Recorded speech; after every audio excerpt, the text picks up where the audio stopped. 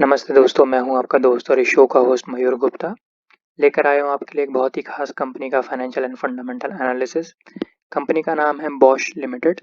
देखेंगे बॉश का बिजनेस कैसा है, उसके फाइनेंशियल्स कैसे हैं, वो पैसे कैसे कमाते हैं, उनका आज वैल्यूएशन क्या है और क्या आज हमें उसमें इन्वेस्ट करना चाहिए कि नहीं। तो चलिए शुरू करते हैं आज का वीडियो। सबसे पहले एक डिस्क्लेमर देना चाहता हूँ कि ये वीडियो सिर्फ एजुकेशन और इन्फॉर्मेटिव पर्पसेस के लिए है। मैं इसमें किसी को भी बाय या सेल की कोई रिकमेंडेशन नहीं दे रहा हूँ। शेयर मार्केट में उतार चढ़ाव आते रहते हैं, इसलिए आप अपना डिसीजन सोच समझ कर लीजिएगा। दोस्तों, ये है कंपनी के करंट फाइनेंशियल्स। तो आप देख सकते हैं कंपनी का करंट मार्केट प्राइस है 9520, यानी कि 9,520 रुपये पर शेयर। मार्केट कैपिटलाइजेशन है तकरीबन 28,000 करोड़ का। नंबर ऑफ शेयर्स तकरीबन 3 करोड़ है। पी रेशियो है 43 का। अर्निंग पर शेयर है 220 पर share. Price to book value around 3 का है। ऑपरेटिंग प्रॉफिट मार्जिन अराउंड 14.97 यानी कि 15% के हैं। नेट प्रॉफिट मार्जिन अराउंड 6.59% के हैं। आप देख सकते हैं सेल्स है अराउंड 9,800 करोड़ की। ऑपरेटिंग प्रॉफिट है अराउंड 1,477 करोड़ का। रिटर्न्स और रिटर्न ऑन कैपिटल के नंबर हैं अराउंड 7% के। तो जैसा कि आप देख सकते हैं इसकी रिटर्न्स और मार्जिन बहुत ही मार्जिनल हैं। मार्जिन अराउंड 15% के हैं और रिटर्न्स भी अराउंड 7.5% की हैं। अब देखते हैं कि क्या कंपनी का ट्रेंड अच्छा था, क्योंकि सिर्फ 1 साल के नंबर देख के कंपनी में इन्वेस्ट नहीं करना चाहिए। हमें देखना चाहिए कि उसका पास्ट ट्रेंड कैसा था, क्या कंपनी पास्ट में पैसे कमाती थी कि नहीं और उसकी रिटर्न्स कैसी थी।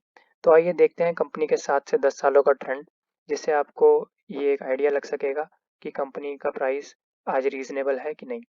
दोस्तों, ये हैं वो सारे टॉपिक्स जो हम इस वीडियो में डिस्कस करेंगे। हम देखेंगे कंपनी का सेल्स एंड प्रॉफिटेबिलिटी का ट्रेंड, बिजनेस मार्जिन्स का trend, return on capital, return on equity का ट्रेंड, डिविडेंड की history, cash flow statement, company के पास क्या लोन्स हैं और लोन्स हैं तो क्या कंपनी उसे पे कर पाएगी, करंट असेट्स की हेल्दीनेस देखेंगे। बाद में बात करेंगे वैल्यूएशन पैरामीटर्स की, जिसमें मैं आपको बताऊंगा बुक वैल्यू, प्राइस को कंपेयर करके हम देखेंगे कुछ पैरामीटर्स से जैसे कि price to sales, price to earnings. बाद में देखेंगे पी&एल की समरी और एंड में मैं आपको कुछ ऐसे इंटरेस्टिंग फैक्ट्स बताऊंगा जिसे जानकर आप अपने इन्वेस्टमेंट डिसीजन को अच्छे से ले पाएंगे। तो चलिए शुरू करते हैं। दोस्तों, ये है एनुअल रिपोर्ट्स में से कुछ एक्सट्रैक्ट। तो कंपनी जो बोलती है वो दो सेगमेंट्स में है, पहला है ऑटोमोटिव, दूसरा है अदर्स, जिसको वो बोलते हैं बिजनेस बियॉन्ड मोबिलिटी, यानी कि वो सेगमेंट्स जो कि ऑटोमोटिव सेगमेंट के अलावा सेल्स है। कंपनी का जो ऑटोमोटिव सेगमेंट है वो अराउंड 2% से डिक्लाइन किया है। 2017-2018 के अंदर अराउंड 86% सेल्स ऑटोमोटिव थी, जो कि अभी 84 है। आप देख सकते हैं डोमेस्टिक और एक्सपोर्ट्स का ब्रेकअप। डोमेस्टिक जो सेल है वो तकरीबन 1% से बढ़ गई है, यानी कि एक्सपोर्ट थोड़ा कम हुआ है। जो पहले एक्सपोर्ट अराउंड 9% था वो अभी 8% का है। अगर मैं उसी ऑटोमोटिव सेल्स को फर्दर डिवाइड कर दूं डोमेस्टिक और एक्सपोर्ट सेल्स में, तो आप देखेंगे ऑटोमोटिव की डोमेस्टिक सेल्स बढ़ गई है और एक्सपोर्ट सेल कम हुई है। और ऐसे ही नॉन ऑटोमोटिव सेक्टर में भी जो डोमेस्टिक सेल है वो 84 से बढ़ के 92% हो गई है, यानी कि बहुत मेजर जंप है नॉन ऑटोमोटिव सेक्टर के अंदर डोमेस्टिक सेल्स के अंदर।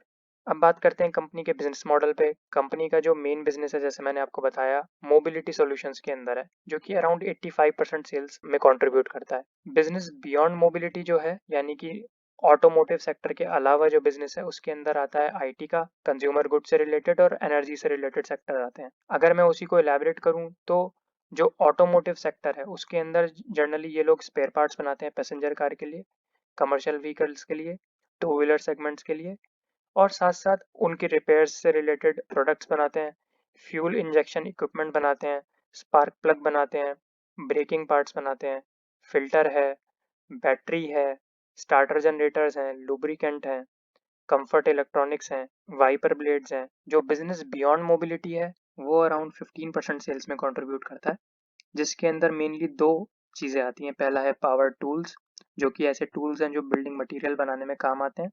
दूसरा है बॉश एनर्जी का सेगमेंट, जिसके अंदर ये generally roof top solar panels का काम करते हैं। आप देख सकते हैं कंपनी का जो एक्सपोर्ट सेल्स है वो मेनली 6 कंट्रीज से आता था, Germany, China, Turkey, Brazil, Bangladesh and UAE, जो कि पिछले 1 साल में तकरीबन 12% से डीग्रो किया है, जिसका मेन कारण है पैकेजिंग डिविजन्स का जो इन्होंने एक चैनल था उसको इन्होंने बंद कर दिया है, क्योंकि इसमें उनके मार्जिन अच्छे नहीं आ रहे थे। तो this has impacted the overall export sales of the company. अब बात करते हैं शेयर होल्डिंग की। कंपनी की जो मेजर शेयर होल्डिंग है वो प्रोमोटर्स के पास है, वो है अराउंड 70.5% की। पब्लिक के पास 8.8, other institution 11.6, foreign institution investors उनकी अराउंड 7.5% है, म्यूचुअल फंड की शेयर होल्डिंग अराउंड 1.5% की है। तो आप देख सकते हैं प्रोमोटर्स के पास मेजर शेयर होल्डिंग कंपनी की है।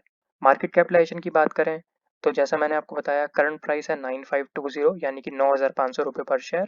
मार्केट कैपिटलाइजेशन जो 2009 में था कंपनी के पास वो अराउंड 14,500 करोड़ का था, जो कि आज बढ़ के 28,000 करोड़ का यानी कि 2 टाइम्स हो गया है in the past 10 years. Market price का अगर आप लेवल देखेंगे तो आज 9520 का प्राइस अराउंड 2012 के प्राइसेस पे चल रहा है। 2012 के अंदर भी प्राइस अराउंड 9520 के आसपास ही था।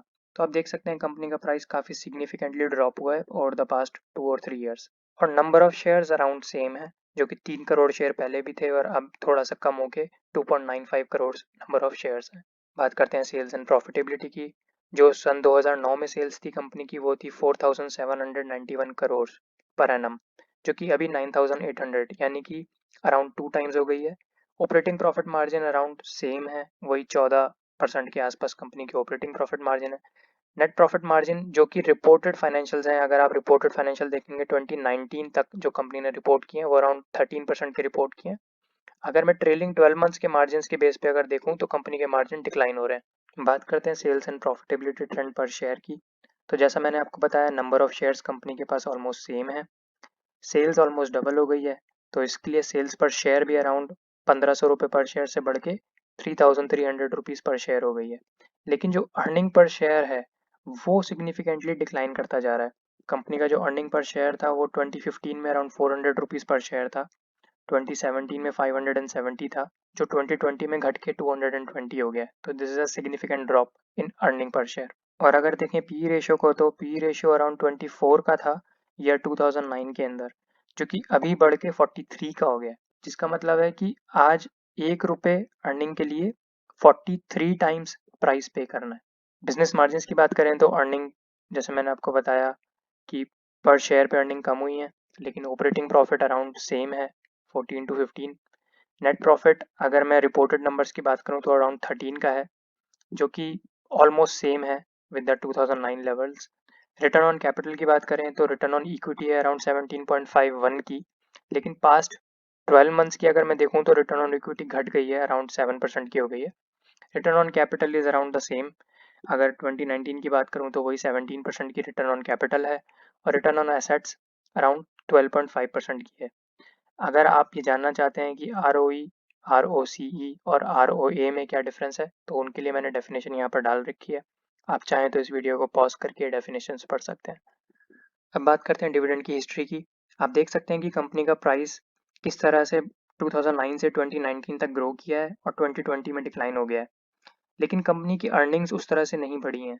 जो अर्निंग्स 2009 में अराउंड 188 पर शेयर की थी वो 2020 में आके 220 पर शेयर रही, 19 में इट वाज अराउंड 540 पर शेयर, जिसकी वजह से जो इसकी डिविडेंड यील्ड है वो बहुत कम है, क्योंकि अर्निंग्स बहुत लिमिटेड हैं और प्राइस बहुत ज़्यादा था 2019 में, इसके लिए इसकी जो डिविडेंड यील्ड है वो अराउंड 0.6% पर शेयर है, तो which is not a high number, it's very very less. Operating cash flow की अगर मैं बात करूं तो कंपनी के 2019 के अंदर जो कैश फ्लोज थे वो अराउंड 605 करोड़ के थे, free cash flow around 2370 crore के थे, and price to free cash flow around 22.62 पर शेयर था, यानी कि जो प्राइस था वो अराउंड 22 टाइम्स था of the free cash flow. Debts and loans की बात करें तो कंपनी का जो debt to equity ratio around 0 का है, यानी कि कंपनी के पास बहुत ज़्यादा डेट नहीं है। इंटरेस्ट कवरेज रेशियो अराउंड 98 का है, जो कि बहुत ही अच्छा नंबर है, यानी कि कंपनी का जो इंटरेस्ट है, कंपनी प्रॉफिट जो कमाती है इंटरेस्ट देने से पहले वो 98 टाइम्स है, कंपनी अपने इंटरेस्ट का पेमेंट 98 टाइम्स कर सकती है। डेट सर्विस रेशियो अराउंड 145 का है, जो कि अच्छा नंबर है। अब बात करते हैं करंट एसेट्स के बारे में। तो आप देख सकते हैं कंपनी का जो करंट रेशियो है वो अराउंड 1.19 का है, जो पहले 2009 के अंदर 1.67 का था, तो ये थोड़ा डिक्रीज हुआ है। कंपनी का जो क्विक रेशियो है, यानी कि करंट एसेट्स में से वो एसेट्स जो कि इक्विवेलेंट टू कैश हैं, वो अराउंड पहले 0.81 का था, जो अभी घट के 0.35 का हो गया है। डेज रिसीवेबल आउटस्टैंडिंग, यानी कि मार्केट में कितने दिन का पैसा डेटर्स के पास कंपनी का है, वो पहले 44 डेज का था, जो अभी बढ़कर 58 डेज का हो गया है। इन्वेंट्री टर्नओवर रेशियो भी कंपनी का डिक्लाइनिंग ट्रेंड पे है, पहले वो 8.69 टाइम्स इन्वेंट्री टर्नओवर रेशियो था, जो कि अभी 2020 में घट के 6.83 टाइम्स हो गया है। तो आप देख सकते हैं ये सारे नंबर ऑलमोस्ट डिक्लाइनिंग ट्रेंड पे ही हैं। क्विक रेशियो 0.81 से 0.35 हो गया है, करंट रेशियो 1.67 से 1.19 हो गया है, डेज रिसीवेबल आउटस्टैंडिंग भी थोड़ा बढ़ गए हैं फ्रॉम 44 डेज टू 58 डेज, और इन्वेंट्री टर्नओवर रेशियो भी कम हो गया है। तो this is not a good sign. I think ये नंबर्स अगर इम्प्रूव होते हैं तो अच्छा होता है। अभी ऑल्दो कंपनी के पास लिक्विडिटी है, बट ये डिक्लाइन होती जा रही है। तो अब बात करते हैं book value of the business की। अगर आप देखेंगे करंट बुक वैल्यू जो बिजनेस की है वो अराउंड 9,000 करोड़ की है। Price to book value ratio around 3 का है, जो कि पहले 2009 में अराउंड 4.3 का था। तो price to book value ratio reduce हुआ है। बुक वैल्यू पर शेयर 3093 पर शेयर है। तो ये ऑल्दो इम्प्रूव हुआ है। आप देखेंगे 2009 के अंदर book value per share 1000 rupees per share का था, जो अराउंड अभी 3000 का है। तो book value per share improve हुई है। Price to book value also improve हुआ है। अगर मैं इसको बाकी पैरामीटर से कंपेयर करता हूँ तो आप देखेंगे price in comparison to sales around 2.85 times है। प्राइस टू बुक वैल्यू जैसा हमने डिस्कस किया अराउंड 3 टाइम्स है। Price to earning is around 43 times, जो कि एक अच्छा इंडिकेटर नहीं है, जो कि पहले 24 का हुआ करता था। एंड ट्रेंड में आप देख सकते हैं कि ये बढ़ते बढ़ते अभी 43 पे आ गया है। Price to free cash flow although improve हुआ है। अगर मैं 2019 रिपोर्टेड नंबर्स की बात करूं तो वो 22 टाइम्स था, जो कि अभी लेटेस्ट प्राइस पे अगर मैं निकालता हूं तो अराउंड 11.84 यानी कि 12 टाइम्स है। तो अब देखते हैं प्रॉफिट एंड लॉस की समरी को। सेल्स 4700 करोड़ से बढ़ के अभी 9800 करोड़ हो गई हैं, यानी कि ऑलमोस्ट डबल हो गई हैं। रॉ मटेरियल कॉस्ट जो पहले 54% हुआ करता था 2009 में, वो अब बढ़ के 57% हो गया है। तो 3% का यहाँ पर इंक्रीज हुआ है। एम्प्लॉय कॉस्ट ऑलमोस्ट सेम है। सेलिंग एंड डिस्ट्रीब्यूशन का खर्चा 3% से कम हुआ है। टोटल कॉस्ट अराउंड 4% से कम हो गई है अगर आप कंपेयर करते हैं 2009 को और 2019 को। बट क्योंकि मेरा टैक्स ज़्यादा है, इसलिए मेरा net profit margin almost same है। आप देख सकते हैं जो मेरा टैक्स 4.23% का था अभी 6.06% का है, इसलिए मेरे जो नेट मार्जिन हैं वो ऑलमोस्ट सेम है, यानी कि अराउंड 13%। तो अब बात करते हैं कंपनी के वैल्यूएशन की और कंक्लूजन की। दोस्तों एक बहुत ही इंपॉर्टेंट पैरामीटर होता है एवी एबिडिटा रेशियो। ये एक ऐसा रेशियो है जो इन्वेस्टर्स को बताता है कि कंपनी अंडर वैल्यूड है कि ओवर वैल्यूड है। ऐसा माना जाता है कि एवी एबिडिटा अगर 10 से कम है तो कंपनी अंडर वैल्यूड होती है और उसमें हमें रिसर्च करनी चाहिए। अगर 10 से ऊपर एवी एबिडिटा है तो जनरली कंपनी ओवर वैल्यूड होती है। तो आप यहाँ देख सकते हैं 2009 के अंदर एवी एबिडिटा रेशियो कंपनी का 12.5 का था, जो कि मार्जिनली ओवर वैल्यूड था, but it was a good number, जो कि अब बढ़ के 2020 में अराउंड 19.5 का हो गया है। तो आप देख सकते हैं एवी एबिडिटा रेशियो कॉन्स्टेंटली बढ़ता आ रहा है and earning per share reduce होती जा रही है। आप देखेंगे वो 188 पर शेयर थी 2009 में, जो कि अभी रिसेंटली अगर मैं क्वार्टर्स को ऐड कर दूं तो आप देखेंगे अराउंड 220 की है। तो अर्निंग पर शेयर रिड्यूस हो गई है, एवी एबिडिटा रेशियो बढ़ रहा है। इसका मतलब है कि मेरा जो प्राइस है वो बढ़ता जा रहा है, प्राइस टू अर्निंग रेशियो जो है वो बढ़ता जा रहा है। इसकी वजह से ये सारा इम्पैक्ट हमें नंबर्स में दिख रहा है। तो प्राइस टू अर्निंग अगर आप देखेंगे तो अराउंड 24 टाइम्स थी, जो कि अभी 43 टाइम्स है, यानी कि प्राइस ज्यादा बढ़ा है as compare to the earnings. अब अगर मैं कंपनी को उसके कॉम्पिटिटर से कंपेयर करता हूँ तो जो फैक्ट हमने अभी लास्ट शीट में डिस्कस किया वो आप यहाँ देख सकते हैं। कंपनी का जो एवी एबिडिटा रेशियो है वो अराउंड 19.5 टाइम्स है, लेकिन जो उसके कॉम्पिटिटर्स हैं उनका एवी एबिडिटा रेशियो, जो बिग 3 कॉम्पिटिटर्स हैं जैसे कि आप देख सकते हैं Motherson Sumi and Exide industries, इनका भी एबिडिटा रेशियो अराउंड 6 to 7 का है। यानी कि जो उसके कॉम्पिटिटर्स हैं वो अभी कंपैरेटिवली चीपर हैं एज कम्पेयर टू बॉश। साथ में आप देख सकते हैं price to book value and price to earning ratios. आप देखेंगे पीबीपीई रेशियो जो है बॉश का अराउंड 132 का है, जो कि एक्साइड के केस में और मदरसन सुमी के केस में अराउंड 40 के रेंज में है। सेम आप ट्रेंड देख सकते हैं पीई का, पीई बॉश का है अराउंड 43 का, लेकिन मदरसन सुमी और एक्साइड का अराउंड 17 का है। तो इससे समझ में आता है कि बॉश अभी सस्ती नहीं है। इसका जो प्राइस है एज कम्पेयर टू अर्निंग अपने कॉम्पिटिटर से कंपेयर करके भी बहुत ज़्यादा है। और अगर आप ट्रेंड देखते हैं नेट मार्जिन्स का तो बॉश का अराउंड 7% का मार्जिन है, इसके कॉम्पिटिटर्स का मार्जिन भी अराउंड इसी रेंज में है। तो इससे समझ में आता है जो इस इंडस्ट्री के मार्जिन है वो अराउंड 7-8% के आसपास ही है। तो this is not a high number. मैं जनरली वो बिजनेसेस प्रेफर करता हूँ जिसके नेट मार्जिन अराउंड 15% के आसपास हों या उससे ज़्यादा हों। इस केस में आप देख सकते हैं इसके सारे कॉम्पिटिटर्स के जो मार्जिन हैं वो अराउंड 7-8% के आसपास ही हैं। साथ में आप देख सकते हैं प्राइस टू सेल्स के रेशियो, बॉश का जो प्राइस टू सेल्स रेशियो है वो अराउंड 3 का है, लेकिन जो इसके कॉम्पिटिटर्स हैं उनका रेशियो अराउंड 1 का है। तो आप देख सकते हैं कि जो उसके कॉम्पिटिटर्स हैं वो कंपैरेटिवली इससे सस्ते हैं। तो दोस्तों अब बात करते हैं कुछ बहुत ही इंपॉर्टेंट न्यूज़ की, जो इस बिज़नेस से रिलेटेड है और जिसका हमारे इन्वेस्टमेंट डिसीजन पे इम्पैक्ट पड़ सकता है। आप देख सकते हैं कि जो कंपनी का Q4 1920 का प्रॉफिट है, वो अराउंड 80% से डिक्लाइन कर गया है, जो कि बहुत ही बड़ा नंबर है।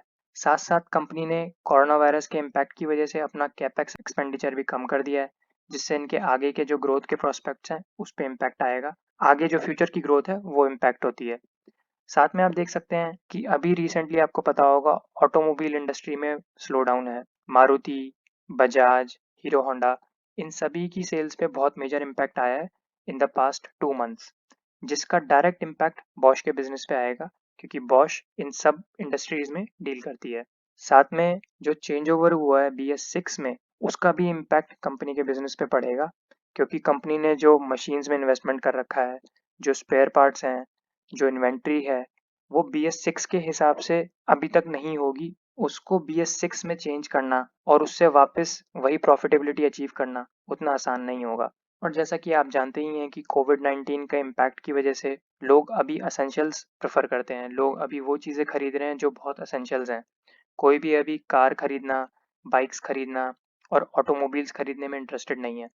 और अगर है भी, तो आप देख सकते हैं कि उनकी जो सेल्स है, वो अभी उस हिसाब से ग्रो नहीं करेगी। It will be around may be 30% of the original sales. तो जिसकी वजह से बॉश के बिज़नेस पे डायरेक्ट इम्पैक्ट आएगा। साथ ही साथ जैसा कि मैंने आपको ऊपर स्लाइड्स में दिखाया कि जो कंपनी के कॉम्पिटिटर्स हैं, उनके price to earning ratios, price to sales ratios and price to book value ratio Bosch के कंपैरिजन में सस्ते हैं। तो इसलिए दोस्तों मुझे लगता है कि बॉश अभी थोड़ा एक्सपेंसिव है और मैं इसमें अभी इन्वेस्ट नहीं करूँगा। मैं इसे अपनी वॉच लिस्ट में रखूँगा और वेट करूँगा कि अगर इसके price to book value ratios, price to earning ratios कुछ हद तक अच्छे होते हैं, तो then may be I will think about investing into it. लेकिन अभी के लिए मैं इसमें इन्वेस्ट नहीं करूँगा। तो आज के लिए इतना ही, और अगर आपको मेरा वीडियो पसंद आया हो, तो प्लीज़ मेरे वीडियो को लाइक कीजिए, मेरे चैनल को सब्सक्राइब कीजिए, ताकि मैं इसी तरह के वीडियो आपके लिए और भी ज़्यादा लेकर आ सकूँ। Thank you for watching. Thanks a lot.